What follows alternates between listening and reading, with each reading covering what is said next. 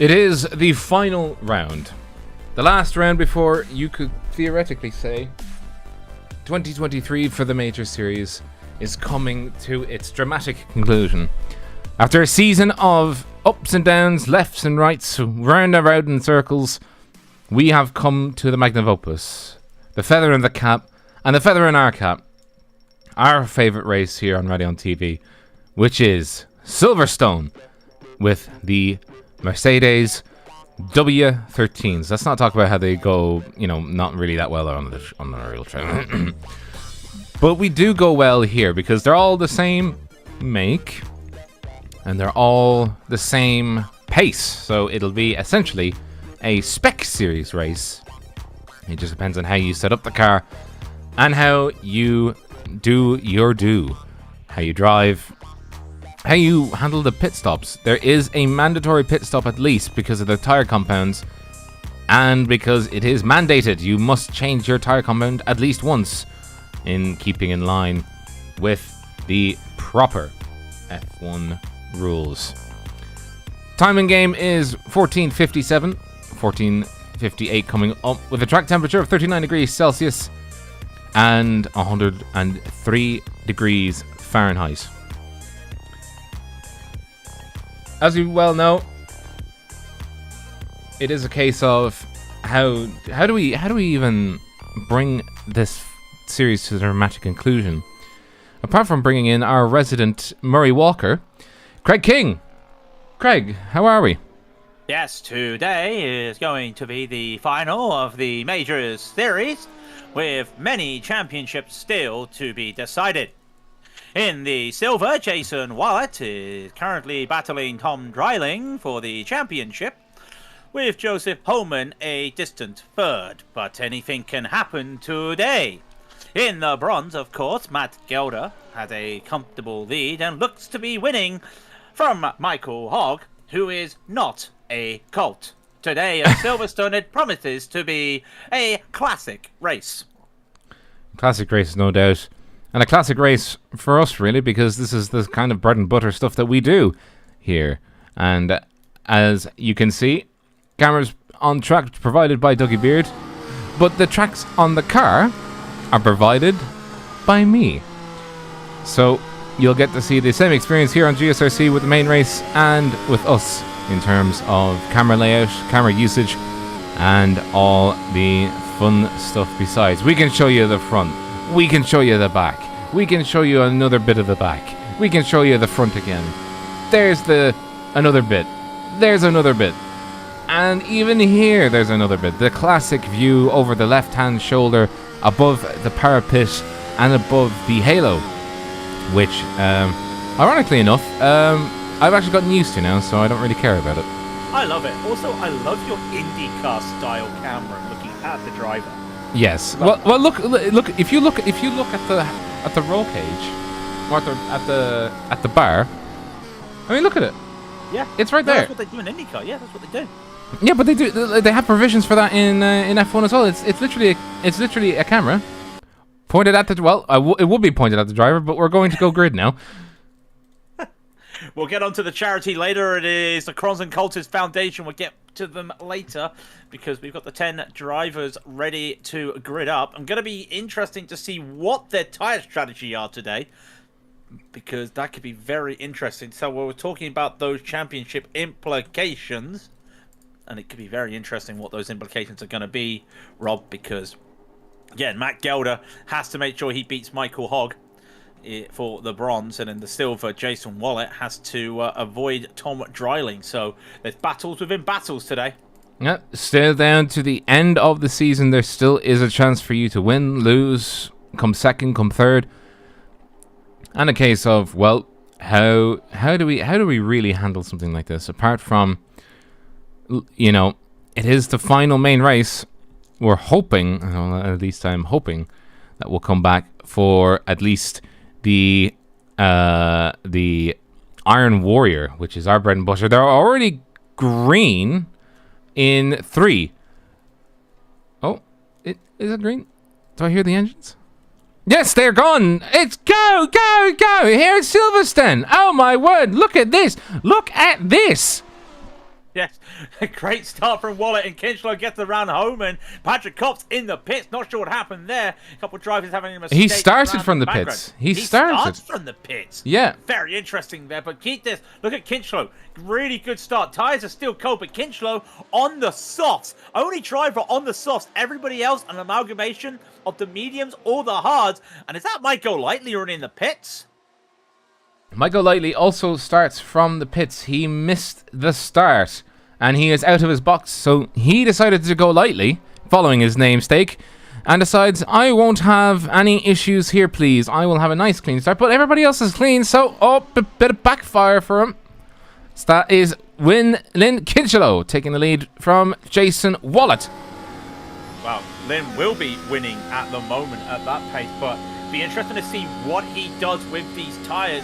It's one of the different strategies to go with the soft. There was some strategies that people were looking at earlier around, and I think one of them was you could go medium, soft, soft, and maybe another soft.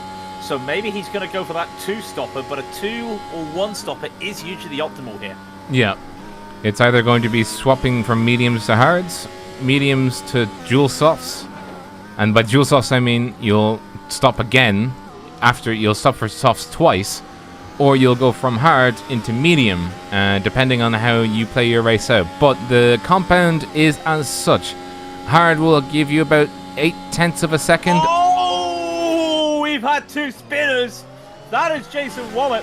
Wolf Dietrich Hotto saved a spin coming out of the final corner onto the Sir Lewis Hamilton straight, but he holds on to it, but that spin could be costly for Michael Hogg in terms of the championship. Yeah. Tom Dreiling, sorry. Tom Dreiling. This is Michael Hogg. He sees the accident ahead of him. Thankfully, they're all still going, so a little bit of a little bit of target fixation as well. He saw the inside and thought, I'll get that, but no. But at least it's not cold. Not a cold. It's not cold. We can't see anything like that today due to the paints. But oh no, Michael Lightly, what's going on? Oh, I'll tell you what. Advo's having a nightmare. He has called it a day. He's called it a... Spun at the... Oh, no. I tell you, was he in a contention for the championship? Might go lightly. Did have championship contentions there, but it would have been quite a bit of a stretch there. He was in joint second in the bronze. And unfortunately, yeah, that would be it for him. He does not have 9 races on the season. It's 8. He may even lose P3 in the championship now. Yeah, and that is going to be severely implication for the 2024 season, if and when that comes down to it. In through the new circuit. There we go. I got it right. Through the part of the new circuit, Sir Lewis Hamilton straight. That is Joseph Homan. Currently running third. Started second. Flat through. Needs to keep it nice and tidy. Otherwise, he is going to have a bit of a nightmare when it comes down to strategy. And I think he's doing well for himself. Here's the problem, though. He's on mediums. He got overtaken at the start of the race by not by Jason Wallet. Sorry, Lynn Kinchlow went past both of them. So he's needing to use those mediums to his advantage on Wallet here. Otherwise, he's not going to be struggling. I'm not sure how the hards work nowadays. Back in the old days of the old F1 car on the sim, the hards, usually the community said just avoid and drive mediums or softs. So you may get a little bit of life there. Thankfully, nowadays, with the superior graphics, you can actually see the damage to the tires, and they start nice and fresh and clean and shiny, but when they start to dull up a little bit, just watch out. And also, you will start to see a little bit of cording coming off those tires. It's beautiful to see. Yep, and don't run the tires for too long. They can burst, and if you do burst your tire, well, you kind of only have yourself to blame for it because, well, it gave you enough warning signs, and then it gave you multiple warning signs. The fact that the grip has dropped off like a lead balloon, and the fact that you're looking at your tire and thinking to myself, I should probably get that serviced at an NCT or what they would call in the UK MOT. There we go. Or a quick fix, yeah. MOT is your yearly review, yeah. Or a quick fix. We did see Homan getting past Wallet there with the assistance of the drag reduction system. which I don't really need to explain to people, do I? Because everyone knows how DRS works. Well, I mean, we have the camera for it, so let's go ahead and explain anyway. The drag reduction system was introduced into the cars at 2010 when they decided they wanted more overtakes. So what you'll have is a chasing car. It has to be within 1 second of another, preferably the car in front. Well, it has to be the car in front, actually. When it comes to a DRS detection zone, and there's 2 zones where that occurs.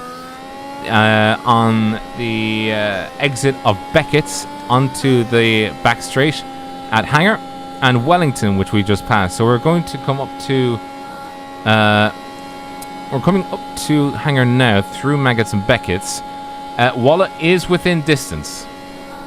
Yeah, so we got Homan there. We're looking there. There's Homan. Behind him is Wallet. Be interesting. Well, no, Wallet's now away from it. Oh, Where's no. the detection line? No, there's the start line. Does he get it? Yes, he's got it. He's got it. He does get it. No, but he's going to be losing out quite a bit there because he had to use that. Well, he didn't use. He got hit by that dirty air through Maggots and Beckett's, but using that DRS to get more speed. Rob, you're making me feel old, though. 2010. Really? I think We've that's had DRS for 13 years. I think that's when it was introduced. Let me. Back in my day, right? Yeah. We didn't have that. And then when Lewis Hamilton won, I'll tell you what, mate, we need something called KERS. And half the field's going to have it because nobody knows how it works. It was the original ERS, the original hybrid system was KERS. Well, go on. Oh no, I was going to say, which one is it? It was 2011. Sorry, I was off by 1 year. Still 12 years. Yeah. Don't make me feel old. Yeah. Well, KERS, I remember when they were... I remember having an F1 magazine when I was like very little, like back in 2008. And they were talking about KERS in the BMW car and how it almost killed someone. Yeah, it was 2009 it came in. I remember that because Hamilton had... the Mercedes had it, the BMW Williams had it, and I can't remember who else had it, but not every team used it, and you could see the difference just on a straight. Basically, Hamilton would just come out. And Hamilton, the Mercedes back then, the McLaren, sorry, back then, was a pile of trash because they focused so much on trying to win the championship in 2008. Yeah. So they had this system that they had this car that wasn't working, but they had the KERS that allowed them to just get past and start screwing people over. So it helped them in some respects only in the second half of the season, because the first half of the season, that car was dreadful. And I mean GP2 engine dreadful. Yeah, GP2 engine. But I mean, you can see parallels to it this year. It's just like, well, we were trying to focus on getting the car improved, but in some respects, it actually went backwards. Yeah, and they're going to be screwed as well because 2024, I don't think there's going to be any work to do. You can't start production on the 2025 car next year, if I remember right, or something like that. They're going to have to wait for a whole year before you can start work on the next specs because they kind of want to like stop Red Bull going, well, we've got a car that's just dominant. Let's stop improving it and let's just start focusing on that car. Well, so, I mean, it always comes back to that kind of like, Red Bull are dominant, but it doesn't have to be this way. It's not like they're invincible. I mean, Matt Gelder. Whoa! Where's Matt Gelder? That's the wrong way, Matt Gelder. Hey. He got a little bit too excited coming out of the loop. Yeah, he just got too hot on the throttle. Yeah, lost that there. And of course, Gelder's in a championship battle. No, yeah, that is the car refusing to accept that it's a car. It's a car? Technically it's a car. It has 4 wheels and a steering wheel and an engine. Is it road legal? No, it's not.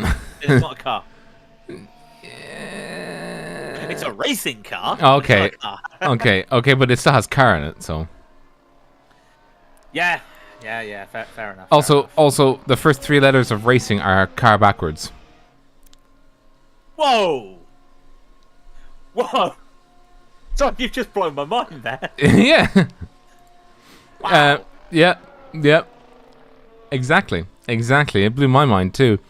But going back to your point, it's like it didn't have to be that that Red Bull was so dominant. I mean, the fact that they are able to do it with even worse like restrictions because of the overspending on the cap. It's like the other teams must have really dropped the ball, like especially Mercedes. Mercedes were like, I remember coming into 2023 thinking Mercedes probably are going to be back on their A game, and it's just like, no. I mean, this is that car. Let's just call apples to apples here. This is that car, and they went for something and they pushed for something because they thought it was going to work. The zero side pods, it didn't. Tom Dreiling there. Hello, I saw that slide. I know what a slide looks like in these cars. He's trying to catch up to Wolf Dietrich Holto there, and he might be able to get into him even with that mistake. He's now on the back of Wolf Dietrich there, so expect a move there to get an off track. 25 incident points, by the way. Yep. And then after 25 incident points, you get a drive through. Then it's every 10, if I recall, or every 20. It is every 10, yeah. It's every 10, so that's going to be interesting. Does Dreiling get into DRS zone here? I think he just made it. Let's watch the wing. Oh, no. Nope. That's a sad sight. No, that was anticlimactic. That's a sad. I think he was close, but I think he had a mistake coming through maggots. That he just lost that time and just went over by like a couple hundredths. So he's going to have to do it the hard way. And that's what these cars were designed for, Rob, to be able to race close with one another without, so they didn't have to like get hit by dirty air through the court. They still do a little bit, but yeah, that's what these cars were designed to do.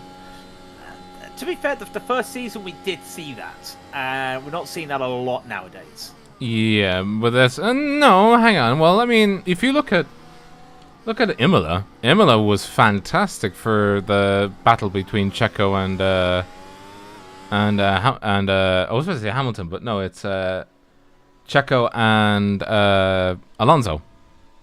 That was a great one. Yeah, I suppose Singapore as well. Like I was saying to somebody yesterday, like you can always look at it. It's the same thing. I've had to look at this over the last few years because of Hamilton. You go. Championship boring. Hamilton's out in the front. He's pulled away. Look, he's winning by 30 seconds. It's not fun, right? Okay, let's look at the rest of the field. That battle for P2 in the constructors, fantastic right now. Is it Ferrari? Is it Mercedes? Is it McLaren? You don't know. It's beautiful. Sometimes you don't have to look at the front, and that's what we're seeing recently.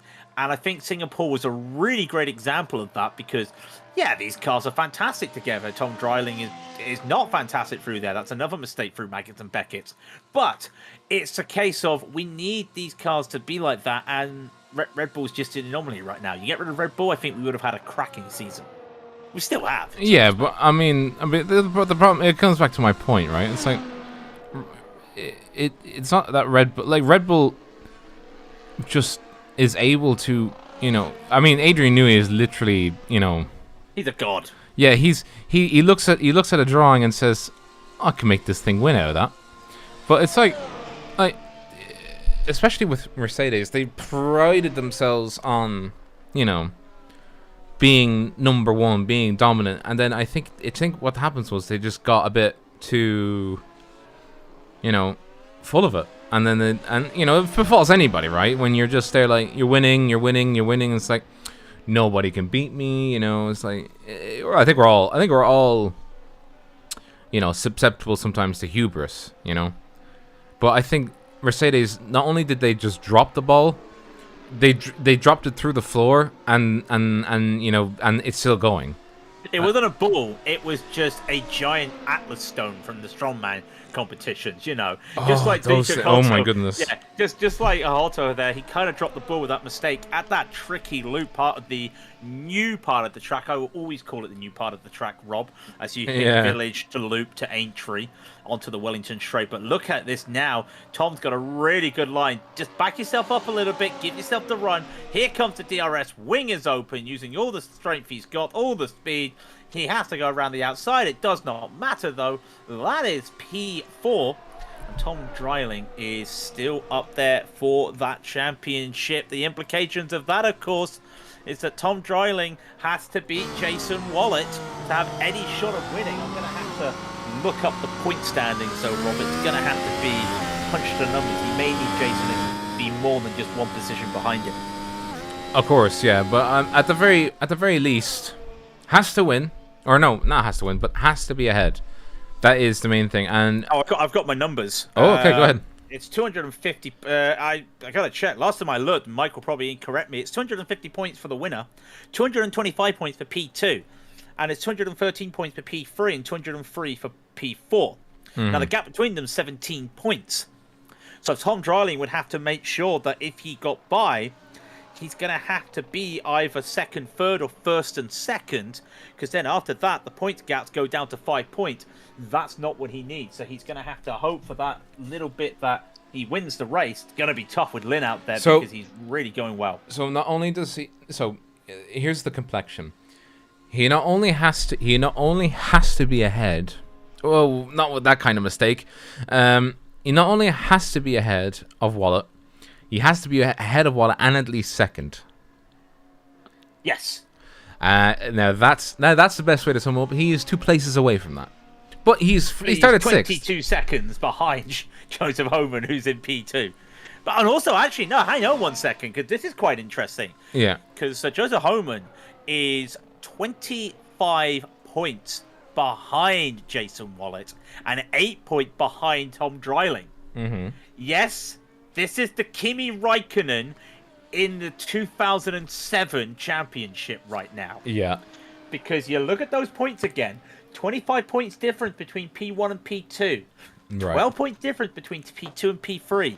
Do the maths right here. If this finished like it does, Joseph Homan would win the championship. Right. So he has to. Yeah. So as long as Homan gets to first and nothing else changes, he wins. Well, Joseph could win. Yeah, if he wins the race. But the looks of this, he wins. Yeah. So well, it would be count back with Jason Wallet if Jason came second. And but on countback, technically, Jason hasn't won a race this season. Tom Dryling's won a race. So if Joseph Homan won the race, that's it. Yeah. He's won the championship. Right. That's how I see it. Mike's going to jump in a minute and be like, no, you're wrong, but... You can always just ask him, Yeah. Meanwhile, that basically just says that Matt Gelder with a 46-point lead does win the bronze. He's already won the bronze. Michael Hogg and Wolf Dietrich Holter will be battling for that P2 and P3 after Go Lightly retired the car. So yeah, so this is a victory parade for Gelder. Essentially, I mean, it's a very good victory parade because it's already it's already been 12 laps gone.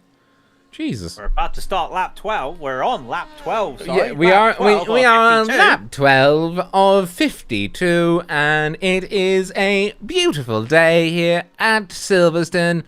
My favorite track, and the favorite thing about Silverstone is that it is Silverstone.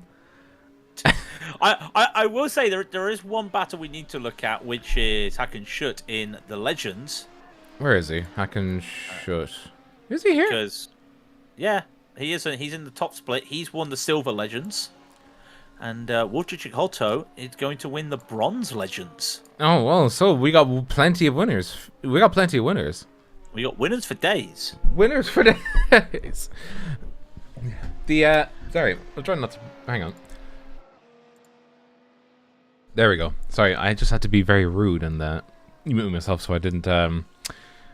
cough button. Yeah, the button.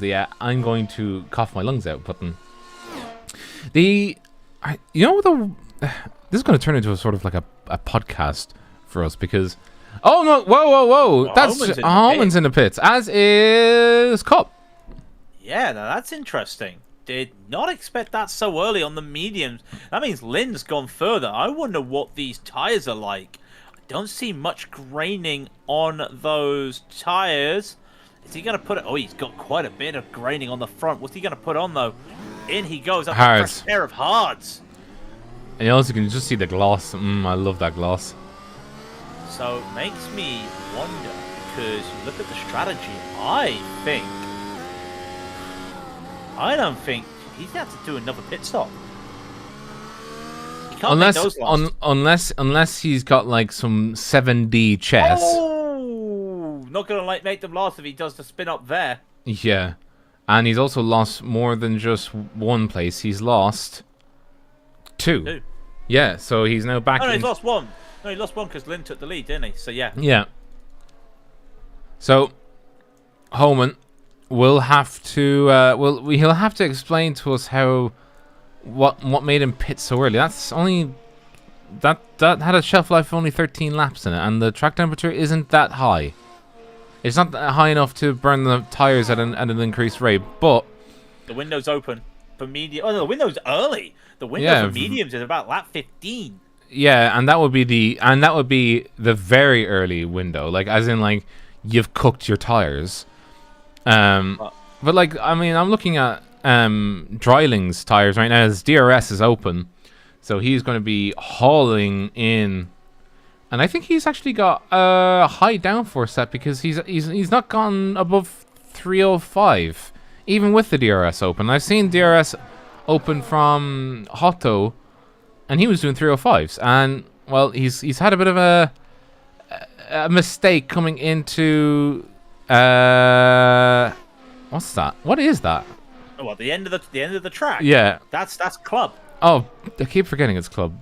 I mean, let me give you a track guide. We've just done Abbey. Here's the farm curve into the village right now. The tight village that he locks up. And now we'll go into the loop. I love the loop. Not onto the loop. In this now is Aintree. This high-speed, flat-out corner is Aintree. And you're on the Wellington Straight. I've done this so many times, Rob. It's fantastic. Had this debate with a teammate. What's this corner? It's Brooklands. You can cut the inside so much in the sim. And then the sweeping double apex right here of Luffield. And now he's losing a bit of time to Homan, though. Homan with those fresh tyres comes in to Woodcock. And you know this, Rob, it's the old start finish straight, and it's still used for club days and into cops. Remember, just coming up to the area where Michael Schumacher broke his leg through Maggots and Beckett. And in the Beth Murray Walker impression, now left, right, left, yes! Yeah, I forgot it was at the end of Hangar, wasn't it? It brakes failed and he just went straight on. Chapel Curve takes you onto the Hangar Straight here. Always been the Hangar Straight, and then Stowe. Stowe's one of my favourite corners on this track. I don't know why. I think it is due to the fact of how much you can just really get on the throttle early. And then the Vale Chicane. They still got the fast version there, Rob. Remember the fast version from the old days? I remember. Beautiful. Around to Club, one last corner. This is Club, and onto the Sir Lewis Hamilton Straight. I'll put it to you this way. Even though this is a good layout, I still much prefer, going under bridge, fast. Oh, yeah. Like, just fast corners. Like, there's nothing can compare. And looking at when Mika Hakkinen did his absolutely ludicrous move, or was it Mika? No, it was Barrichello. It was Barrichello around the outside, coming through bridge. Yeah. Now that was a move. That was a move for the ages. There's been some really good moments on this track. Like I know sometimes people can get bored of Silverstone. I get it. If you have too much Silverstone, you do get a bit bored of it. Unlike other tracks, if you have too much of it. But when you look at the racing on this, it's like even sim, even like national level, feeder series. This track just delivers so much entertainment and joy. Lynn Kinchlow, by the way, he's just had a lockup. Nothing to worry about. But I'm starting to wonder when he pits because he's taking those softs to the limit. And it's a track temp of 38 Celsius, Rob. Now that's a spicy. Yeah, well, for Britain, it's very, very hot track temperatures, especially given the fact that, you're usually looking at, I'm not used to seeing heat haze on the track. I love seeing the heat haze. That's such a nice little touch there. But no, you've got to think about this. Surely Lynn has to start considering going for a pit stop anytime soon. He's got the 44 on the car as well. I just realized that.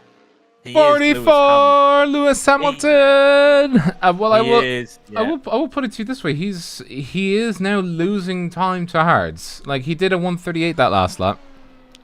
He did have that lockup. What do you get this time? It's another 38. Yeah, so he might be looking at increased tire deg.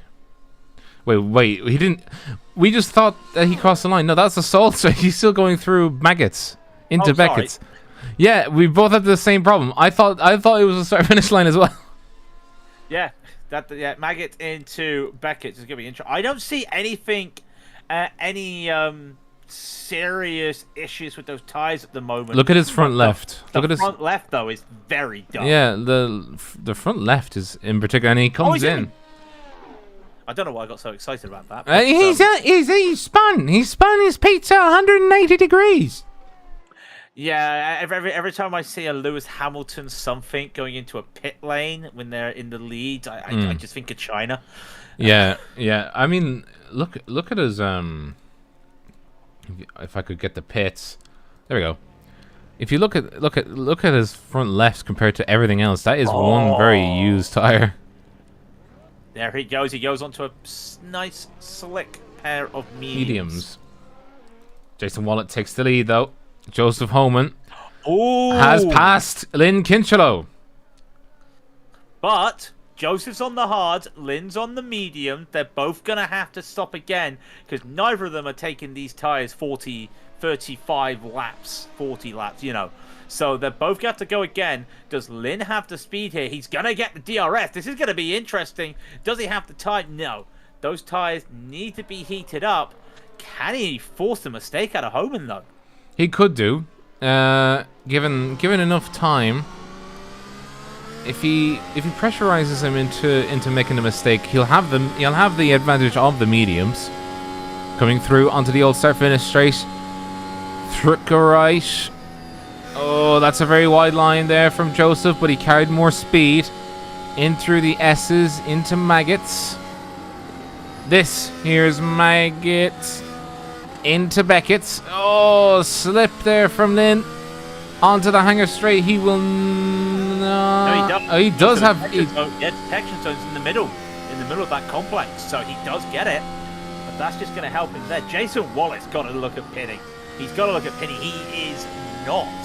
I mean, that's okay. His times are fine. He's going to be losing out pace-wise and track position-wise to these guys. What's his lap time? The 37.7. No need to look at what Homan and Kincheloe are doing at the moment because they have just one's pitted, one's in a battle, but it's the 35.1 for Homan. Yeah, Jason's got to look at pitting sometime. That would be, doing the maths on it. He started off with hard, so I find that a bit odd. Also, not just a bit odd. I find that really odd because on paper it seems that Lynn on softs did better than Jason on hard. Lynn did better on softs than anybody else did, and Lynn was the only person that went to the softs to start the race. Yeah. So, yeah, is he going to try Michael Schumacher's strat? He's just going to go for the free pit stops. Well, he has to switch compounds. This is probably when not Lynn. Well, I'm talking about Lynn. Oh yeah. Well, it could be, yeah. Well, on the inside. That's not what you want to see. Joseph's going to get the car right there. They're not going to go too wide into Maggot and Beckett. No. But Lynn, is he going to force the issue? Just backs off a little bit. Oh, he goes too hard, though, in the final corner. Oh. Loses all the momentum. Does get the DRS. I think he was pushing a bit too hard there. If that's me, Rob, take it a little bit easier through that final section and get the run into Chapel because you will get the DRS. You don't need to push so hard right on the back of somebody. I'm looking at Dreiling's lap times. Dreiling is doing much better. No, sorry. I'll take that back. Jason just put in 135, so what do I know? He was doing 137s for the last two laps, and he was like, "Oh, he could pit," and I was like, "No, he sped up." Well, you say that, then Dreiling just completely overshot the Vale chicane. So yeah, well, so there goes. Yeah, my point entirely. There goes my point. His front left is starting to suffer, and it's at that stage that Lynn's was with the softs. So I expect Tom to come in for a pit stop, and the overtake's done. The overtake is done, and Kincheloe's got it. Kincheloe got it done there with the use of DRS. As long as Homan stays within DRS range, he can just basically still force the issue because he'll be on hards and they'll last a lot longer than the mediums will. True. Yes. Also, However, I another point I'd like to make is why the front left in particular. I didn't think that the front left was it the front left that failed on both the Mercedes that year. Hang on. Let me. You go look that up. I'm trying to think, but the left would make sense with the amount of stress you put on that car for the likes of the final corner. Think of all these high-speed left-handers, Club, Aintree, especially the loop. I know it's a slower corner. Bell Chicane, you're coming in with so much speed. Luffield's a right-hander. Sorry. Brooklyn, sorry. So there are corners that you get a lot of deg as Lynn Kinchlow sets the fastest lap time in the race on a pair of mediums after starting on the softs because F1. Yeah, was it that front left? I thought it was the front right. Let me have a look. We're both gonna like. It is the front left. It was the front left of Hamilton, and the front left of Carlos Sainz. Oh, what about Bottas? Bottas had a puncture, didn't he? He did, but I can't remember his what problem that was. I can't remember what that was. No. Anyway, so that is a bit right. Jason's in struggles here. Jason Wallett's struggling right now because those fresh tires are just so good. That was that was a 137 versus a 133. That was clear enough to 4 seconds gained on that last lap alone by Lynn Kinchlow. But is Lynn pushing too hard? And you can actually see it from here how different the compound color is, as in terms of, how fresh the rubber, or lack thereof, the rubber is for Wallett, but Wallett stays out. Look at that front left and look at the rest of the tires. They're really starting to show a lot of wear at the moment. Don't be surprised to see a little bit of cording. It's going to be a move here from Kinchlow. This is brave. He goes to Abbey with no problem. The fight's still there. And Jason Wallet, I think he stayed out a bit too long. However, remember, we think Kinchlow and Homan's going to have to pit again. Yeah. Is Wallet trying to do a one-stopper? That's going to be brave. Also, I will put it to you this way. Tom Dreiling is still doing great laps on mediums, and he's stayed out the same as Jason Wallet. So that is a good question that I've just come up with in my brain. Have these guys, obviously you can't prepare for every eventuality, but did they have a look and say, hey, what happens to tire deg if X? What happens to tire deg if Y? Because I'm looking at Wallet. There's something seriously upset with that car because I don't know if it's just from my view, but it looks lethargic. Well, it looks like he's not picked up a setup from Major's Garage, who sponsored the series. Yes. Yeah, let's get that plug in. I don't know if that's true. He might be using it. It might also just be somebody not used to driving these Formula cars. They are not a normal car. One of my teammates, he's really good at prototypes. He decided to jump into a Formula car. Could not for the life of him drive it. And then we've got a teammate who kills tires in any car he drives. He's a god in these Formula 1 cars. He actually came close, and this is true, Rob.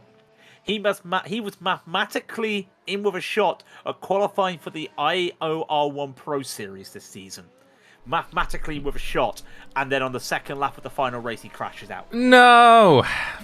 It was a very long shot. He would have needed to beat everybody, and I don't think he was going to do that. Joseph Homan is trying to beat everybody, though, and just with ease, he's going to overtake Jason.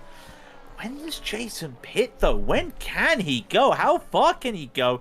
He can go another 8 laps on those tires if he needed to. Yeah, but I mean, the fact that his tires have dropped off as much as they have versus someone like Tom Dreiling, who's on mediums and is now lapping the same as him, or if a bit slower, and I'm just thinking to myself, what is up with these hards? Like, even like I'm looking at the data for medium versus hard. You would have been better off with mediums.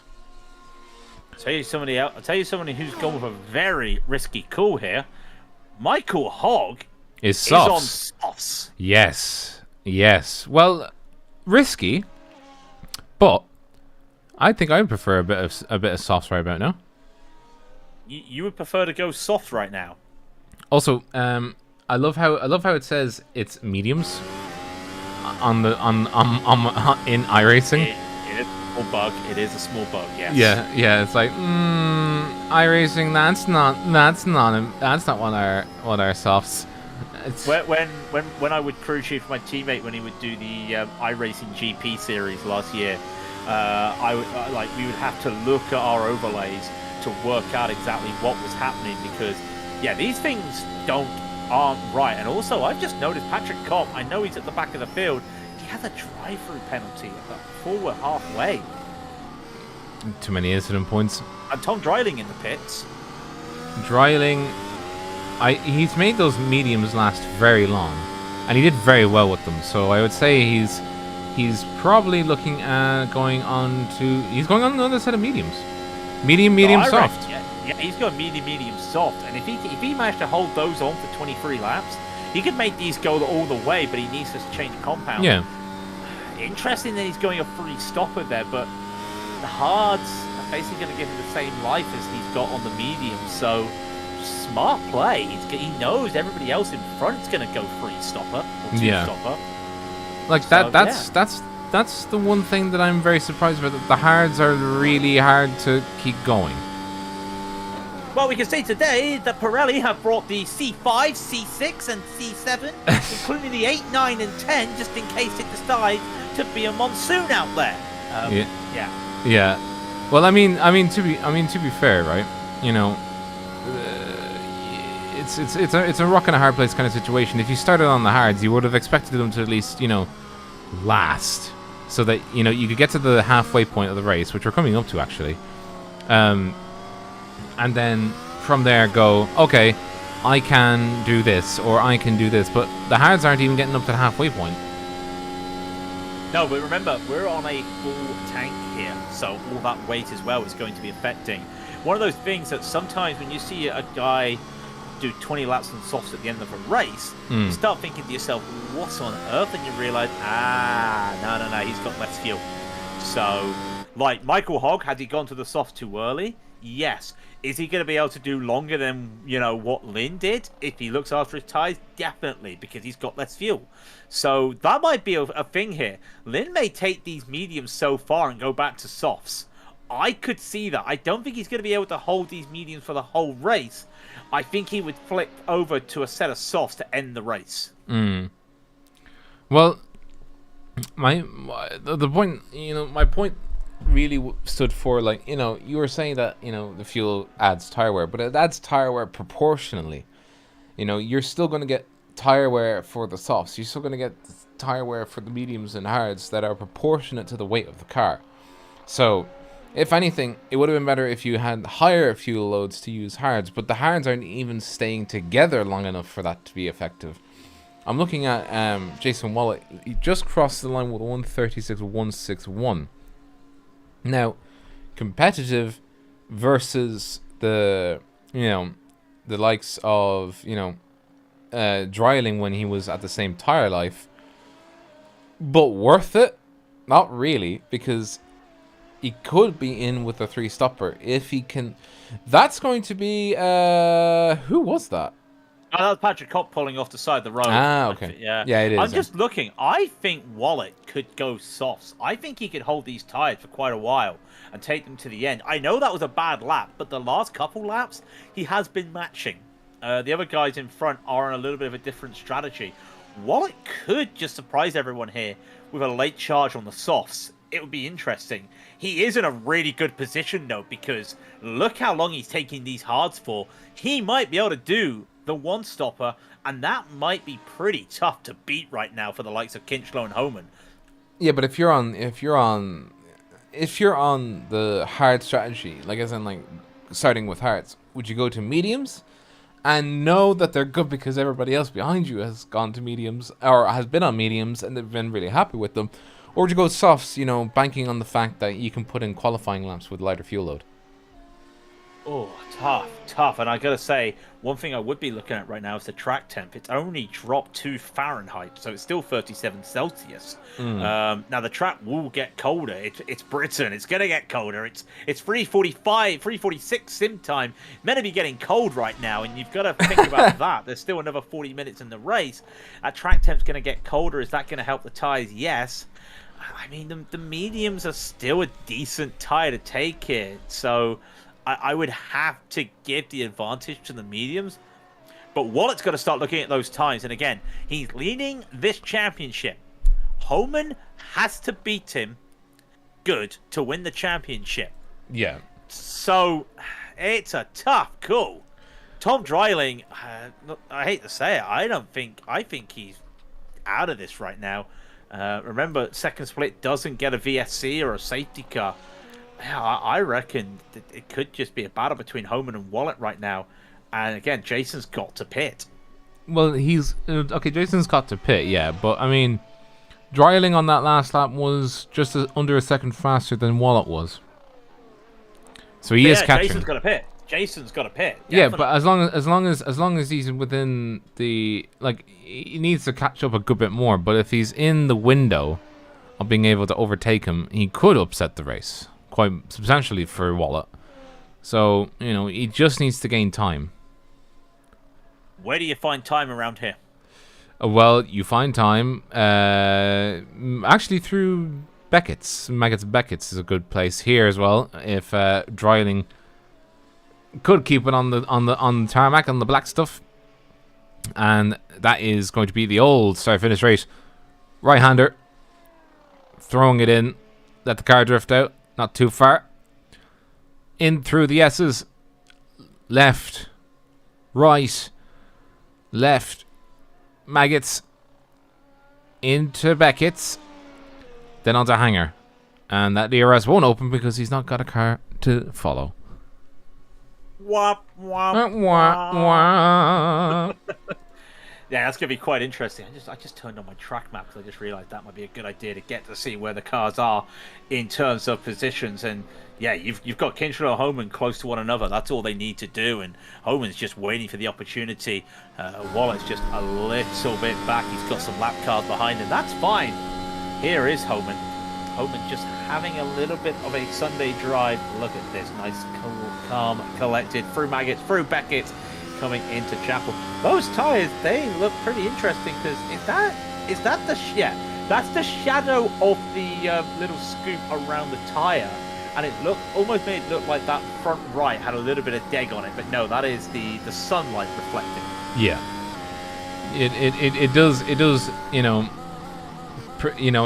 it can disturb you where it's like, wait a minute, this is not what I wanted. Why is the shadow doing this to me? What is the shadow? What is shadow? I don't know what that is. Where is shadow? Another second, by the way, to Homan's advantage. He's on hards, and he's pushing hard against Kinchelo. A little bit of a slip. And we're past the halfway point, too. Sorry, we've been past the halfway point for 2 laps. So that means there's half the race left. 4 lights, 5 laps. Pause, and it's go, go, go. Oh, I missed you, Murray. Yeah, we miss you, Murray. We miss you, Murray. But, no, it's interesting. By the way, that bronze battle, between Hog and Hotub, I think Wolf's got it. That's probably why Hog's gone to the softs, because the gap between Hog and Wolf is 20 seconds. So right. Actually, no, because Michael may have just made the mistake there. Because think about it, he's 20 seconds behind. Right. And Wolf Dietrich is on mediums, and he's gone to soft. He's got to take another pit stop. Wolf Dietrich will have to take 2 pit stops. Ooh. Well, That's gonna be interesting. yeah. So between Hog and Hoto, is it just whoever is in front wins? Is it?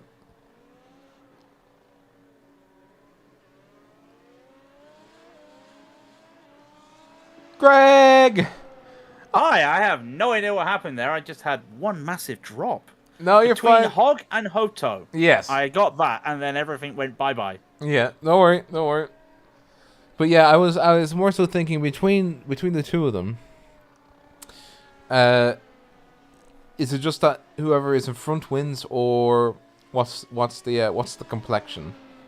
Hog and Hoto, Hog's got 150, Hoto's got 145. So yeah, whoever gets ahead wins. Well, doesn't win, but gets that P2 in the championship.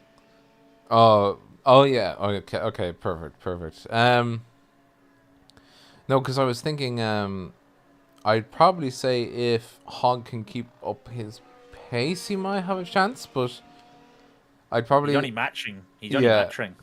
Yeah, but yeah, exactly, and on a soft compound. Now, where is Jason Wallet? He's not doing well out there, and we go to see Jason Wallet, and look at that! He's going... yeah, sorry. And look at this, and look, as he goes down the hanger straight, is impossible to catch.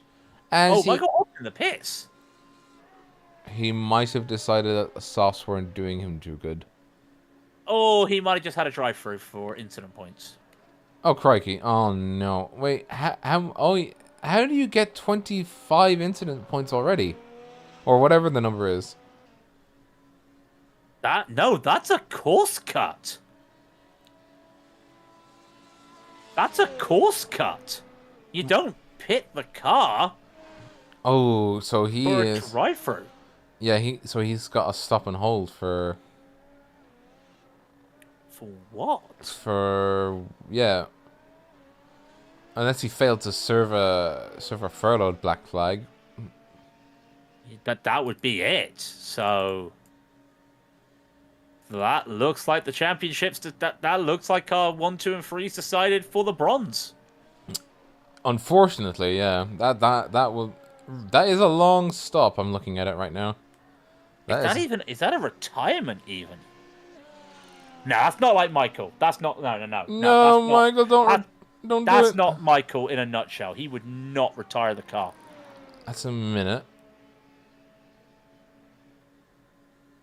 We'll have to investigate and see, but we're still looking at the trials and tribulations of Jason Wallet, who I will suspect now at this stage is trying to go to a two-stopper, and probably will switch to the mediums, but he is being caught by this man, Tom Dryling. Well, I mean, slowly being... That's 43 seconds, Rob. Yeah, but he caught him by 2 seconds. It's not like Lewis Hamilton in the British Grand Prix in 2020, where he's got a 30-second lead and then has to do half the lap with 3 wheels. It's not like that. I'm going to knock on wood right now. We're not going to see Jason Wallet out of nowhere lose P3 because he gets a puncher. Yeah, I wouldn't hope that either, but still make great racing. Michael Hogg's back out. He's back out 1 minute 41.9 seconds, and he did not. Oh, is he? No, he's. Do you know? I reckon he's got a hardware problem. Oh no! Yeah, because he just started moving and he's back in. So what's happened here?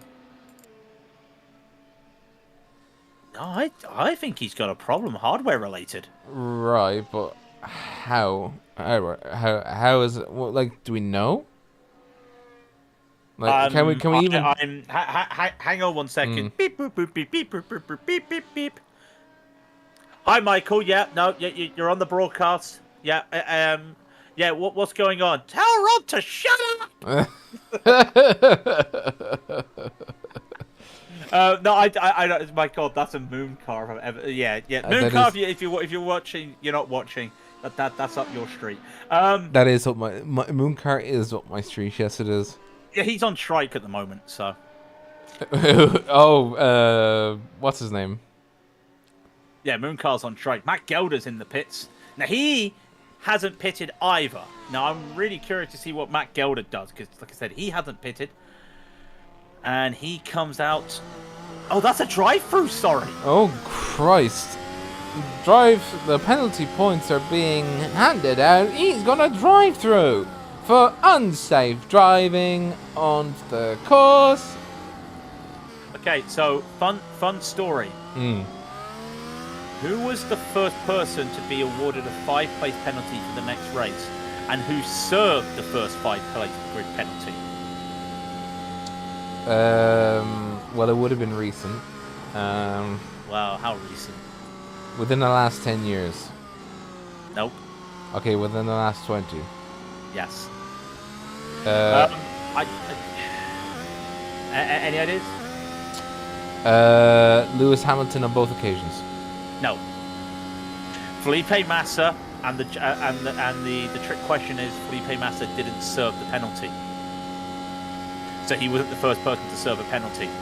He got a 5-place grid penalty, right? But the rules said the driver gets the penalty, so Williams pulled him out.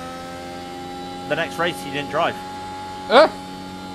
so he never served that penalty. It goes to the car now. Basically, they found a loophole. If he doesn't turn up for the next race, he doesn't have to serve the penalty. Wait, who sat in the seat in his place? Oh, I can't remember now. Actually, I remember looking at this. Pretty sure it was Felipe Massa.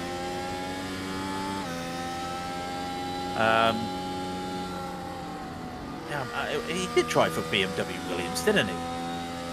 Massa? Yeah. He did drive for Williams, but that was like end of his career. No, it was Sauber. It was Sauber. Yeah. No, yeah. It was. That's right. It was Sauber. That's it. He got a penalty after retiring from the Monza Grand Prix, and he didn't serve because he had the penalty. They decided, well, he doesn't have to serve it, so they put him on the bench for the US Grand Prix. And Heinz-Harald Frentzen drove the car for one race for Sauber. Good old Frentzen coming back to save the day for one race to make sure that the penalty did not get applied. Also, actually, interesting stat from that race. Massa may have been the first person to get a 5-place grid penalty. He was the first driver to wear the hands device in F1. Really? 2002? My goodness, that is a long ass time ago. Holy moly! Well, if you're saying died. What? Michael, he's in the chat. His wheel died. No, the wheel. No, it's not a cult, but it's also not the wheel. Not the a cult, wheel. But it is a mechanical failure. No. And thus there were 8. And thus there were 8. Okay, no, I'm upset at that, but I also need to have this rant here. 2002 is the first time an F1 driver wears the hands device, which is 2 years after Dale Earnhardt Sr. died. Yeah. You know, this is at the time where people in NASCAR were wearing the hands device, but it wasn't mandatory. Right. And it took us until 2002? Yeah, but you have to remember that, you know, They did a big like run of it for what's it? They did a big push for it on, you know. Oh, my brains has actually gone to mush. They did a big push for it when they did when Ayrton died, and then they were just like, oh yeah, we're done, and then it's just like, wait, hang on, we need to add more stuff. Yes. You know, there's always these big pushes when, like, remember the like the big push when what's his face Romain Grosjean crashed and somehow I still don't know how he got out of that car. I still don't. No, I don't. I will say though, let's look at this for a moment, because that's such a shame. Like, it took him that long to get the hands device. Thankfully, the hands device is around, because the year after Massa wears the hands device, literally a few months after Massa wears the hands device, we have that nasty accident in the rain at Brazil with Alonso. Right. Remember that? The Alonso basically deciding he wanted to pick a tire from the bottom of the tire wall. Oh, I remember, yeah. You know, But yeah, sorry for being an old man and ranting. It took us until 2002 for someone to wear the hands device, and it wasn't mandatory? Yeah, that's actually throwing me back. Like some of the stuff that we take today for granted, like, you know, the halo, hands, you know, full coverage of suits, like, you know. Yeah, the whole fire suits. Now they've got fire retardant gloves. I said that the right word. I apologize. You know, stuff like that, and yeah, it's crazy. Yeah, especially when like that was also quite a bad time.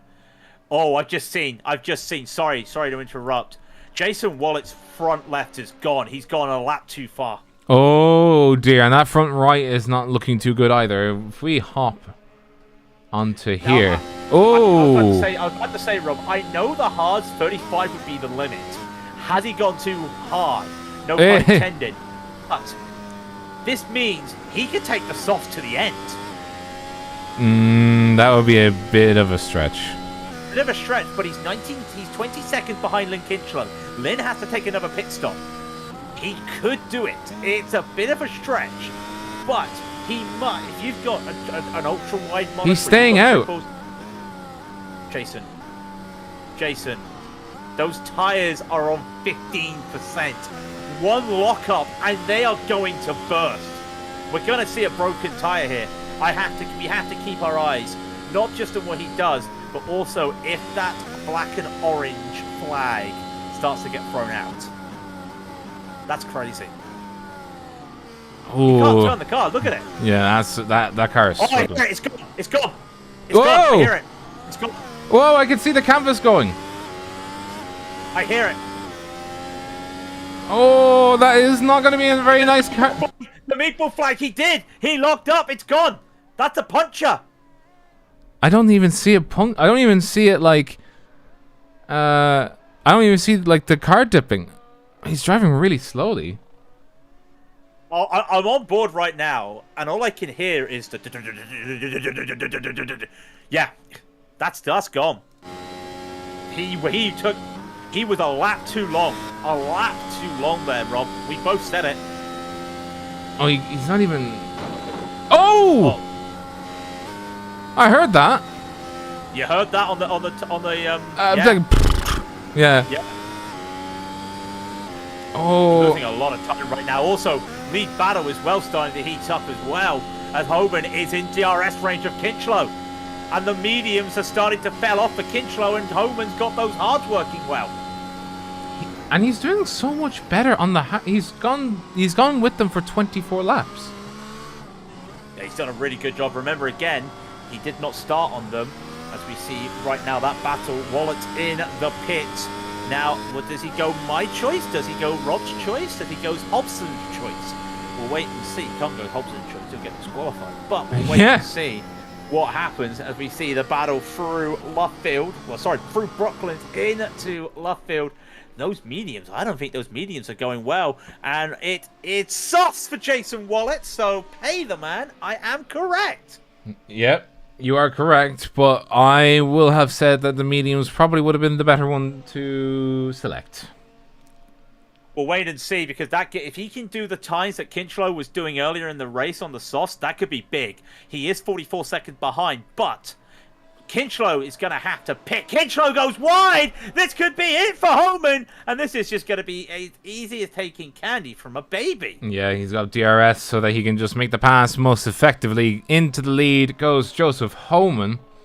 And I think Homan will have the masterclass. Remember that they still have to do another... Oh! What? He's in. Homan's in the pits! And Kinchlow is staying out. I think if he had seen what Wallet did to his car, he probably has said to himself, well, this has happened. He's probably safe now, taking a pit stop, throwing on... Free pit stop. They have to be softs, and Kinchlow's going to have to respond to this. He cannot take those mediums to the end. Yeah. No way can he take those mediums. Oh, a missed pit stop there for Homan. Oh, he's got a problem in the pit lane. Oh, Ted, what's going on there? What's going on there, Ted? Well, he's missed his... He's missed his pit stop, and he's just not been able to get in... 2 seconds, Ted. What happened there? What the? Yeah, sorry there, Joseph. We had a mistake in the pit lane. We'll try and get it back on track. Okay, copy, Lewis. We're gonna try and get that under control. Just recommend that you keep going around, please. Shut up! I'm trying to drive. Yeah, exactly. Just the classic F1, just beeps, bloops, and profanity filters. Have you seen that video clip that's usually posted on Twitter of the guy from Riker from Star Trek Next Generations? Yeah. And he did that whole show like paranormal mysteries and stuff like that. It's like it didn't exist, or have you ever what it's like to ride a bike on the moon or stuff like that? So it's like all these weird things. So somebody put F1 driver and he's braking in for a corner. Yeah, F1 driver braking for a corner. Crew chief. Have you ever wondered what it's like to put your hand in a vat of acid? Just that weird stuff from Riker, whatever his name is. It's just brilliant. Yeah. But with Homan having that mistake, I mean, yes, Homan's going to have rub it in softs. Can Lynn keep this lead is what I'm thinking. We'll see. 7 seconds, 6 seconds, 5, 4, No, he 3. won't. No, he won't. So a slow in-lap there for Kinchlow. And there it is. Homan takes the lead. And is 2 seconds to the good. Big, because remember those championship standings, Homan, from out of nowhere, if my maths is right, would win the championship on countback to Jason Wallet. And, yeah, Wallet, with that burst tire, cost himself precious time and has cost him... Oh, no! He's not even cost himself on the track! Mistake coming into... Oh, that's Village. Village, yeah. What's he done there? Oh, he clipped the curb. Yeah. You can't take the curbs in these things. Yeah, clipped the curb and the car got upset, and he's even worse off now. He's even another pit stop behind Joseph Homan now at this point. And wow. On the wrong, no, he's on the right compound, but thank you, iRacing. But he's on the right compound, but at the wrong distance back. Yeah, I think that's it for him, unfortunately. Unless Kinchlow is able to start fighting with him, but he is catching. Wait and see. We'll wait and see. Anything can happen. I am just double checking my maths at the moment, aka asking Mike for some information. Homan does go purple. That first full lap though, a 33.274, and there is a car between them. But we are playing F1 blue flag rules, the worst blue flag rules. So hey, cop has to let it go. That's not where you let somebody go, Patrick. Hey, F1's rules are not that bad. I mean, have you seen some league racing? Right, but okay, here is my problem with some of the F1 rules. Ready for an old man rant? Right. They're the only series in the world outside of their support series that have these rules. And because this is the category that has all the eyes on it, people think these are the rules. So you'll go to any track around the country, around the world, in a sim, they'll see a blue flag, and in this case, because it's the American oval rules on iRacing, it's a blue and yellow, but it's still the same rules in the likes of WEC and stuff. It's a blue flag. It's not mandatory like it is in F1. Right? No, elsewhere in the world, it's not mandatory, it's advisory. It is, there's a faster car coming up behind you, just be prepared, and also if you can, just get help. out of the way, yeah. Not get out of the way, help. F1 rules are, get out the way. I don't like them. But here's my stickler for it, right? With F1, it's get out of the way, and you have to do it within three sectors. As in 3 blue flags. And that is Kinchlow with another mistake coming through Village. Slid it out. Set the fastest lap by a set. But look at it. He did a 32.7 last lap as well. Wallet's responded, but Wallet's in the wrong place. He's responding in the wrong place. 32,402. Oh, Kinchlow is pushing hard. Kinchlow is pushing hard. He doesn't need to though. Oh, now I'm getting the stats here from Mike. I said if Joseph wins, he wins silver, and he goes not necessarily. So right. Okay. We need to do the math. We need to do the maths. I will. Yeah.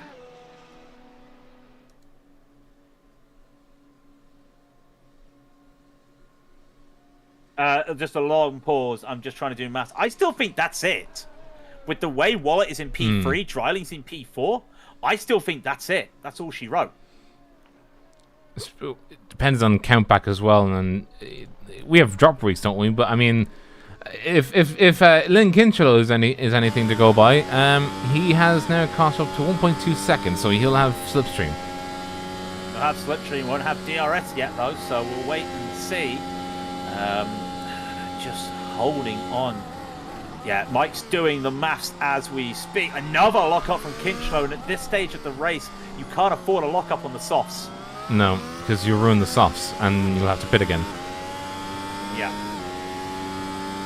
So, we'll wait and see. In through. Yeah. In through Brooklyn. Left, sweeping right-hander at Luffield. Onto the old start-finish straight. Up through the old start-finish straight. We love you, old start-finish straight. You are taken away too early for us. They still use it. I know. This year was the first year MotoGP didn't use that. And I mean, come on. MotoGP using the old start-finish straight, I think is just a nice, unique view. Yeah. You know what I mean? I just think that's really cool. It's a little bit of a shame they've done that, but I think it's a logistical reason. But yeah, other championships in the country use that start-finish straight. If you use the national layout, you still got to use that straight, haven't you? Yeah. So, do they? Do they still use that one if it's... Yeah. Because, I'm pretty sure it is. Yeah, because the national is literally the old start-finish straight cops. You do the left of Maggot, then you loop back round and come down the Wellington straight. And then you do Brooklyn to Luffield. So yeah, they still use it for the national layout. Kinchlow holding formation. 10 laps in sight. 15 minutes to go. 5 minutes to go. Not a lot of time to make a move if you are thinking of doing so, and you'd want to be pressuring Homan into making a mistake. Homan, all he has to do is keep everybody else behind him and hope that none of the rest of the order changes. But if it does change, that it means that Jason Wallet drops down the order rather than him. His tires are looking pretty good as of right now comparative to Lynn Kinchlow. Lynn has a few bit of a rough spots on that set of tires because he has slid the car quite a lot, but has actually caught up to him. 0.6 of a second going through the old start-finish race. You're going to go and take this right of cops. Sweep through. On you go. Now and towards the S's. Lynn Kinchlow looking a bit threatening as he comes through. That's a lapped car ahead of them. Coming through. Sweeping. Baggett's into Beckett's. A bit wide coming out into Beckett's. Onto the hanger straight. He won't have a chance to overtake here, though. So, another lap. Homan stays ahead. I got the maths wrong. Oh. Technically, Homan wins the race, but he gets 21st in points. 20 for... Oh, well. When you get down to 20th, the intervals is a point. No! So, yeah. No! Damn it! Yeah, so, Jason Wallet just has to win, just have to stay alive right now. No! Oh, no! In fact, Homan, though, he isn't even going to get P2 in the championship because that 8-point difference. Yeah, so he just gets bragging rights, essentially. It's all about the bragging rights. It is all about the bragging rights. I mean, you could say, I survived with a smile. But also, he does get that shiny Majors F1 coin, which somebody else in the booth here had a major. You coin. keep. Hey, I'm just saying, out of all the commentators, right, that I know, this year, 2 commentators for the Major Series have Major Series coins. How unique is that? Okay. It's me and Ryan Walker. Yeah. Well, also, what coin? What did you get the coin for? P2 in the Majors, 24. And what did Ryan get the coin for? The Indy. We've done it now. The race at the Indianapolis 500. The race that has a very distinct car at the and it was very good, but it was also at a place that we can't legally say for legal. Whoa! Now that was we can legally say that. Yeah, we can legally say that. But speaking of licensing, there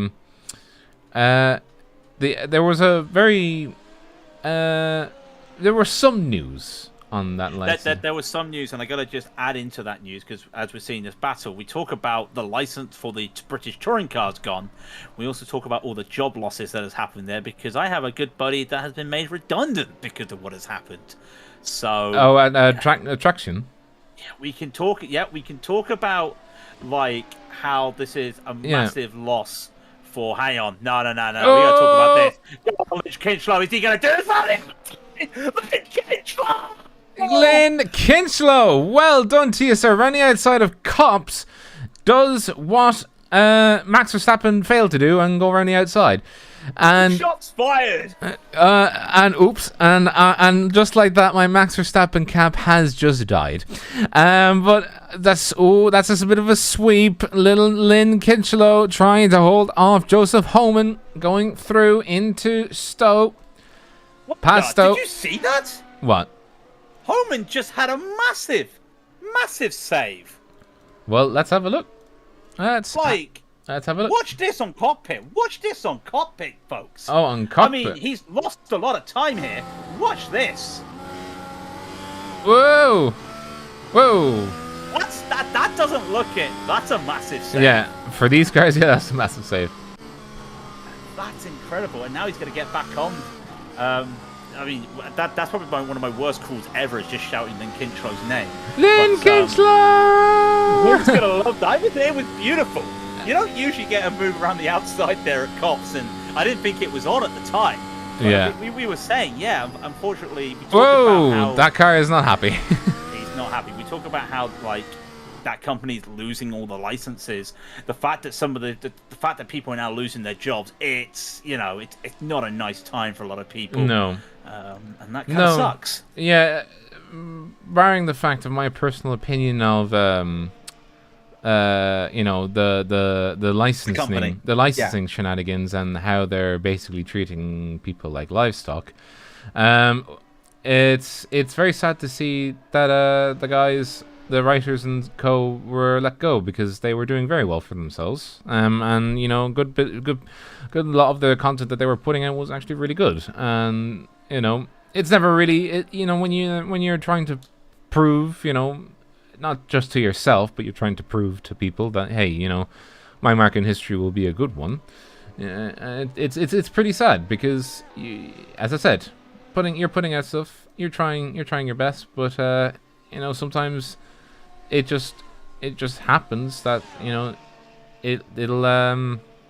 it'll come back and say, no, not this time. Yeah, it's such a shame. It's just the way it goes. It's horrible. Mm-hmm. Honestly, what can you say? At the end of the day, this is what happens when games have exclusive. Licenses have exclusivity.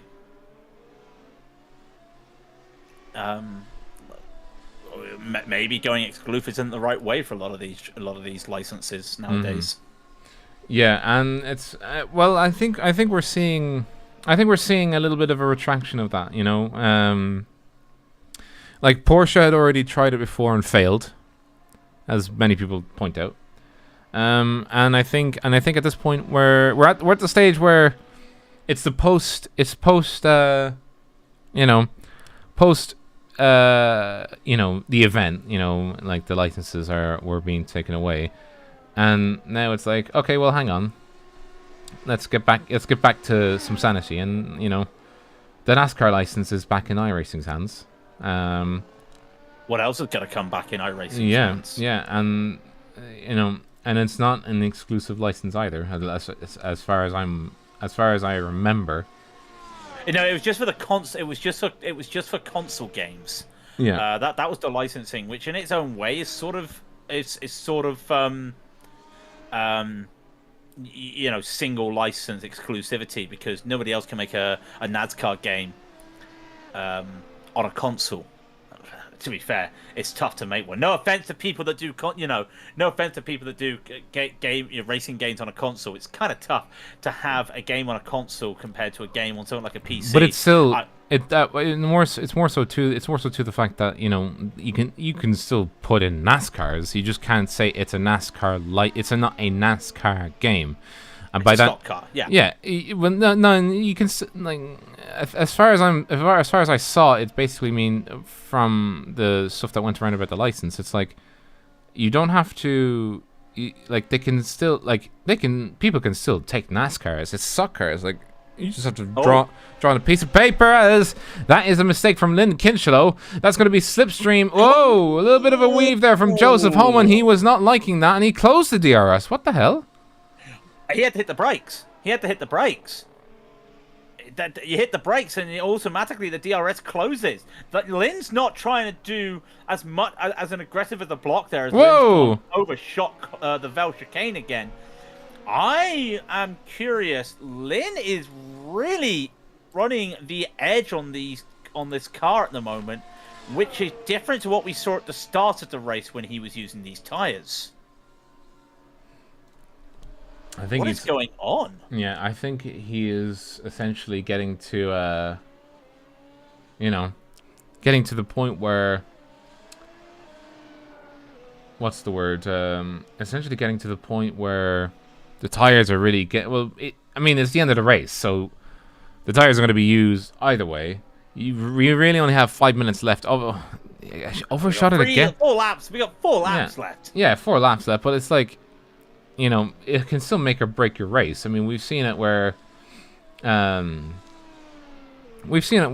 know, like last lap, Lewis Hamilton blew his tire out, and it could have been the biggest. It was a really big nightmare, but it could have been the biggest nightmare of Mercedes' life if it had been converted from a race that they were just like essentially guaranteed to win.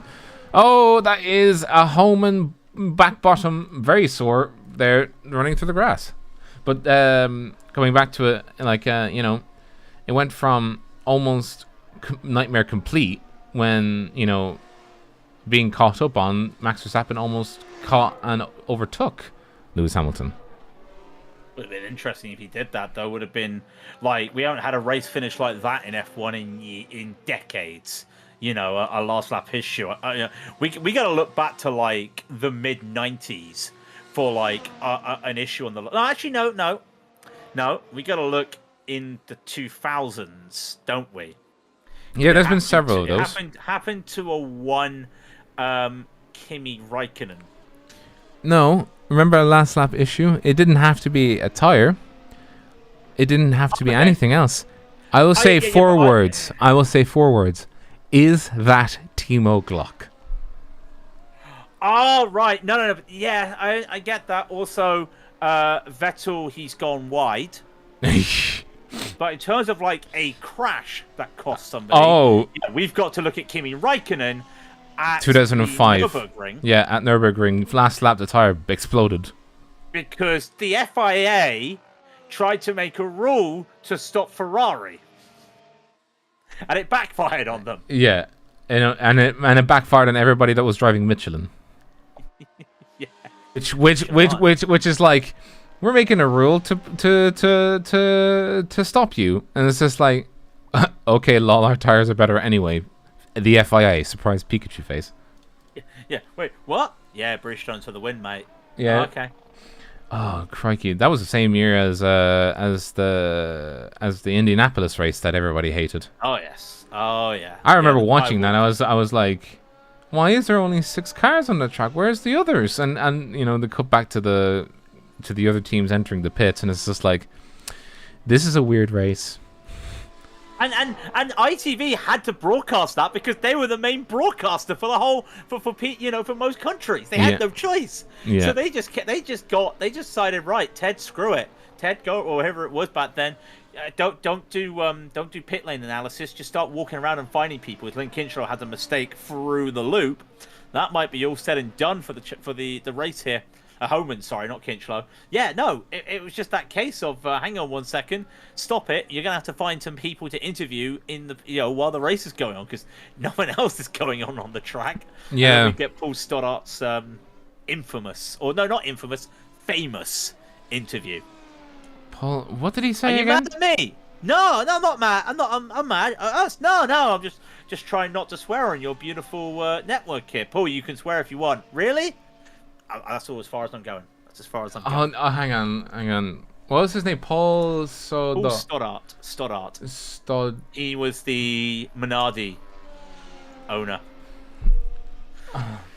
Let me remind I'm just saying, for anyone listening to this who has never heard that interview on YouTube, it is one of the best interviews, and in some respects, it thumbs. As much as I love F1, and I will defend F1. Not all the way. It's not a hill I want to die on. I will defend F1 on some things because, like a lot of people, I grew up with F1 as we start the final lap. At the end of the day, that epitomizes what the F1 was before it became absolutely mainstream like it is nowadays. And credit to credit's due, what Liberty Media did with F1 transformed it, and I didn't even think it was possible to transform it like they've done. Fantastic, but up until then, that basically sums up F1. And if you need any more proof, look at what happened when they tried to introduce 3 brand new teams onto the grid, and see what happened to those teams. Oh wait, they don't exist anymore. I just want to swear on you. Oh yeah, there we go. Here. Yeah. Exactly.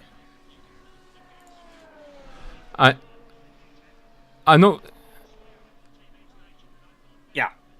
I was going to swear on your TV station, and I thought better of it. Yeah. Mind you, that there was some nice swearing yesterday because an American couldn't understand an Irishman on the radio at 10 o'clock in the morning. It was beautiful. Well, but Lynn Kinchlow, yes, has just a couple corners left. 6 seconds is the lead. He's going to come by. I think Michael Hogg is just waiting as well. No, Michael Hogg's gone out for one last lap. Yay! Has he? I think, or is he just waiting? Lynn Kinchlow wins the F1 at Silverstone, the Grand Prix. Joseph Homan will take P2, and I thought if it was the right points, if it was the point system I thought it was, Joseph Homan would have won the championship today. I do apologise for giving people the false hope that Joseph Homan will take that P2. Hold on, no he doesn't! Wait, what? His lap is invalid. Did Joseph Homan get a black flag on the last lap? Jonathan Wallet coming home in third. Let's keep our eyes on this quickly. Yeah, we're going to have to. No recorded lap time for the last lap for Joseph Homan. Did he have a black flag? We'd be seeing it shortly. We got to wait for the last ones to cross the line. Yeah, we're waiting for Dreiling to cross the line. He's the last one on the lead lap. That would give Wallet P2. And Dreiling P3. Nope. It would be a 60-second penalty. It's not a full lap penalty. I believe it's a 60-second penalty. And he's got a gap of 1 minute 17 to... so we'll wait and see. I think Michael Hogg's the last one to cross the line. Hogg will be... He's going at 80 kilometers an hour. Yeah, he's got 50 seconds to cross the line. We'll be waiting for 50 seconds, I think. He's slowly doing it. Michael, I think you're going to get a retirement here. I think his car can't actually go any faster. Oh, that's how bad the mechanical failure is. Oh dear. I might. Yeah, he's stuck in 8th gear. Oh. And the pit limiter's stuck on. Oh no. That engine is struggling, but it's not a cult. It's not a cult though. It's not a cult. You know what? Fine. We got that little message out on the GSRC broadcast last time by, and every time, just thanks Michael for just being that cult hero that we need. Yes. No pun intended. It's just beautiful. And how many people watch this broadcast? And I know there's not a lot of people that watch the second split. How many people watch it and just gonna chuckle at not a cult? There is the confirmation. Dryling loses P3 as well.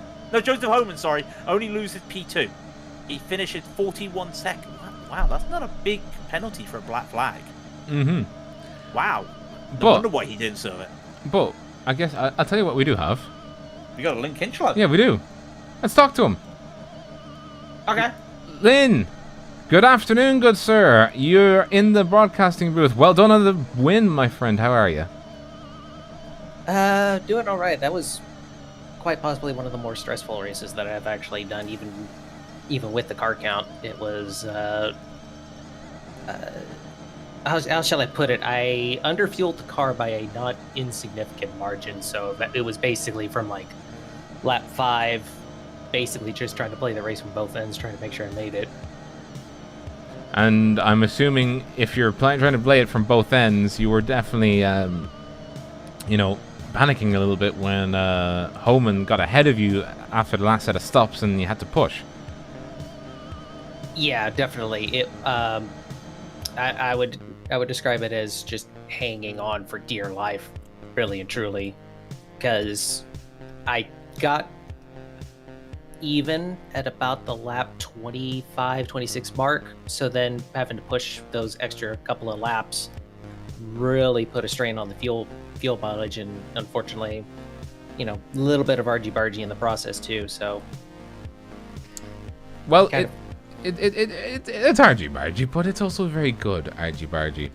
But my main concern is,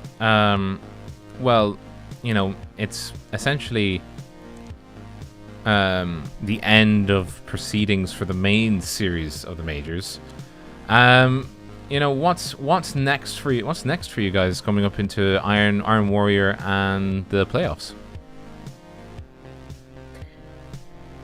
I think for sure we're gonna still stay as a unit for the remainder of the year and for next year.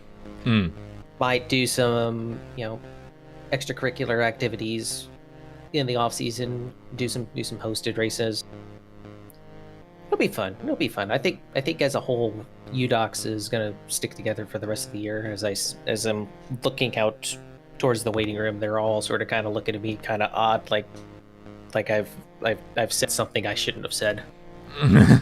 They're just knocking on the door behind you, like, just get out the way, Lynn. Just get out the way. Celebrate your victory. Yeah, exactly. Yeah. It was like,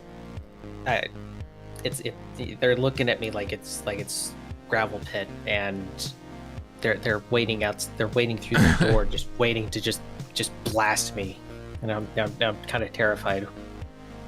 Well, the first question, the final one of two questions I'll have is, are you participating in the Iron Warrior, the playoffs? And if you are you looking forward to them?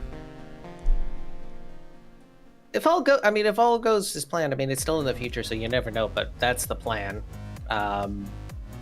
So hopefully see as many of the people that are eligible there as well. Quick shout outs, obviously Unorthodox Motorsports, our big sponsor for the season, EVL Box. I know y'all had some fun with that earlier in the year. That was kind of neat. Cure Limb Girdle Muscular Dystrophy for being our charity of support. Simability, and yeah. I'm sure Matt's gonna come in here and be like, you did it wrong. Yeah. Well, I mean, he's always welcome in here anytime. We'd love to have him chat with us, and we love to see the racers come together for one final hurrah for the main series of races. Pleasure talking to you, Lynn, and I hope you have a great rest of your weekend. Try to. Thank you for having us. That was Lynn Kinchlow. Up next, second place, Jason Wallet. I think I got it right. Yes, Jason Wallet is in second place. Craig, take her away. Well, I got Jason Wallet. First of all, I mean, you probably weren't expecting that P2 with what was happening in the race, but especially with that black flag. Did the strategy go wrong for you there in the race? I think so. I was trying to go full. I was trying to do hard for as long as possible, then soft try to gain ground on the guy that had me, but yeah, that didn't work out. Probably should have done a two-stop or medium soft. Well, I mean, we gotta address the elephant in the room, Jason. Did you know your tires were on the limit there? Because we saw the cording on the tires, and I was like, one more mistake and he's got a puncture, and then you came into the loop and you locked up in the tires. Did you know you were on that limit? Yeah. Yeah. I mean, we've all done it. You tried to strain out for one more. But this, unofficially, got my maths wrong once today. Unofficially, this looks like this is the championship in the Sportsman Silver for you. How does that feel? Honestly, pretty great. Yeah, definitely. Especially when you got Homan as well. Teammate there joining you. It's a UDOX 1-2-3. We didn't think about that, Rob. It's a UDOX 1-2-3. So that's going to be really good for UDOX as well, especially for the Daisy, for you and Joseph Homan, which basically now means your plans now for the rest of the season, the rest of the year. We're going to see you in any of the races, the playoffs. What's your plans for the playoffs and the Iron Warrior? Yeah, I'm definitely going to be in the Iron Warrior and maybe playoffs depending on how the points stack up. Yeah, well, fingers crossed for that, Jason. You are the champion, unofficially. It's only fair to give you the floor for any shout-outs. I know, we've had Lynn just come out and do a lot of the UDOX shout-outs, but the floor is all yours for any shout-outs. Seven like all the UDOX sponsors Lynn mentioned. Thanks to Mom and Dad and everyone who helped me get my sim racing gear. Wouldn't be able to do this without you guys. Well, Jason, congratulations on a great season in the Majors series. We look forward to seeing you wherever it is in the Majors next season. Rob, Jason Wallet, the unofficial, until the points are confirmed, Sportsman Silver champion. It's a pleasure talking to him. Up next, Joe Homan. We caught up with him. Joseph, what went wrong? You got a penalty on the last lap. Yeah, I got too many incident points. Apparently, once you damage the front wing, it doesn't turn. So that that does tend to happen.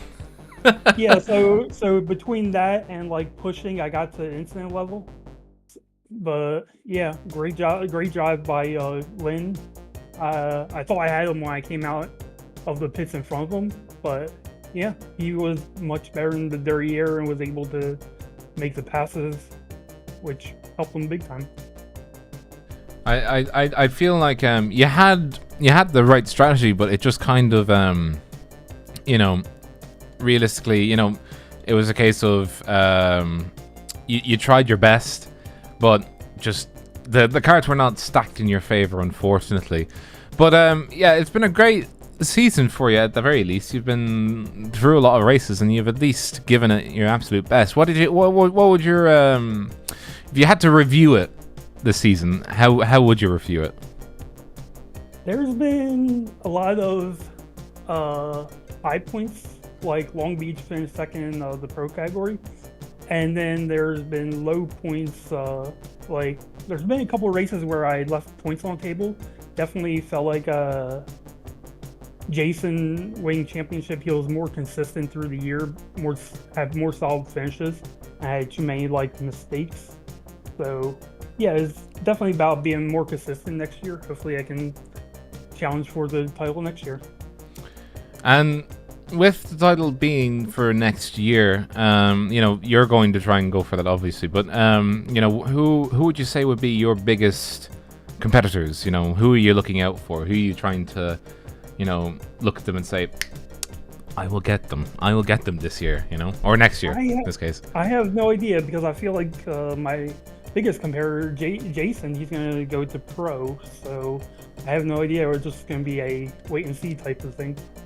Of course, yeah.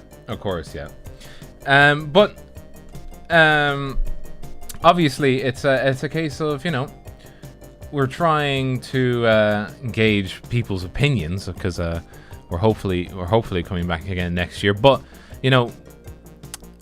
as of always, Joseph, it's great seeing you and great chatting to you. But many thanks or shout outs I'd like to give.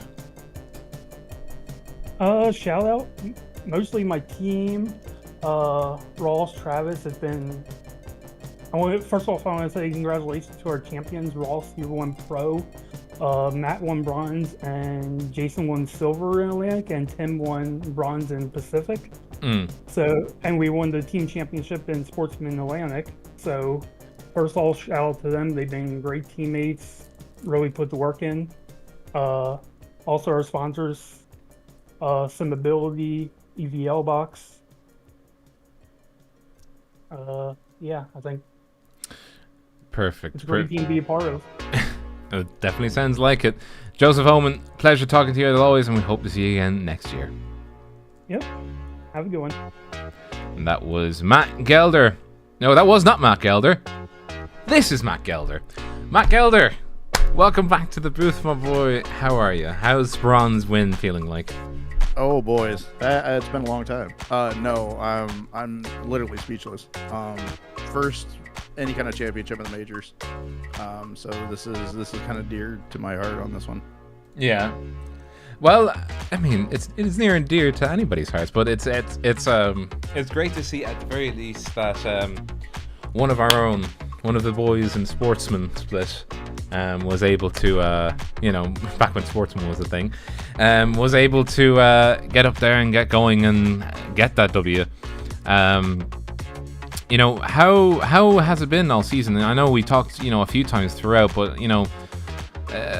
take us through it.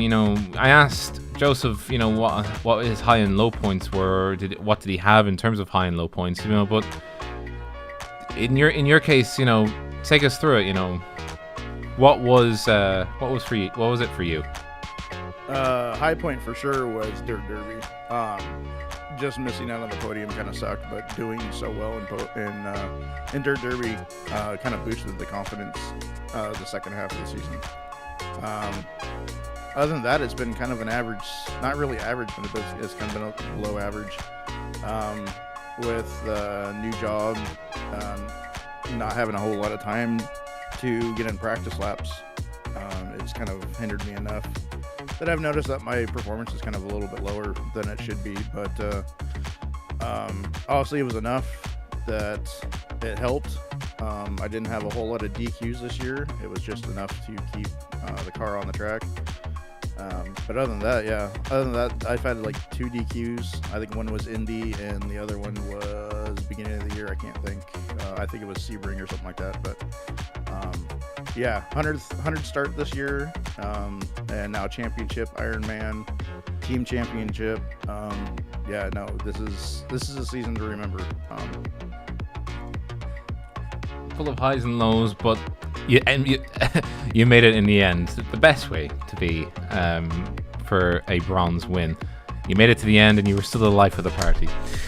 But for next season, though, what is your main goal? To try and defend your crown, or what's the main goal for you? If I don't move up to silver, then definitely be defending the crown. If I move up to silver, then it's just trying to see how I stack up against everybody in silver. We hope to see you in silver, and we hope to see it back again with us for next season. Matt Gelder, a pleasure talking to you as always. Any thanks or shout outs you'd like to give? For one, I have to thank the girlfriend that is standing right behind me. She's been amazing, letting me do this. Thank you, Mrs. Gelder. Yeah. Thank you, Mrs. Gelder. I this is dedicated to my parents that I lost a few years ago. So this is towards them. This is theirs. And we appreciate those sentiments as well, and we echo them as well. Mr. Gelder, we hope to see you again next year, and we hope to make sure that we put more smiles on your face and everybody else's faces. Of course, shout out to you, Docs, for being our best interviewers, because they always come in for a quick interview. Matt Gelder, hope to see you next year. Oh yeah, I hope you guys come back next year. It's gonna be sad if you guys don't come back. Oh, we'll try our best. Don't you worry. That was Matt Gelder coming in on the 6th position, but winning bronze for his UDocs team. But that will clear it up for us here on Raidillon TV. We hope to see you again next year. We'll do our damnedest to get back into it next year. If you like what you see, click the like button. Click the like button. Subscribe to us so you don't miss a moment on Raidillon TV. The next race for us, we will hope to try and grab a front seat for the Iron Warrior, because that is our bread and butter. But yes, that is our bread and butter. That is our Bring the carnage! Bring the carnage. Exactly. But until then, I have been Robert O'Brien. And I have been Craig King. And this has been Raidillon TV, the only corner you need. Good evening, one and all.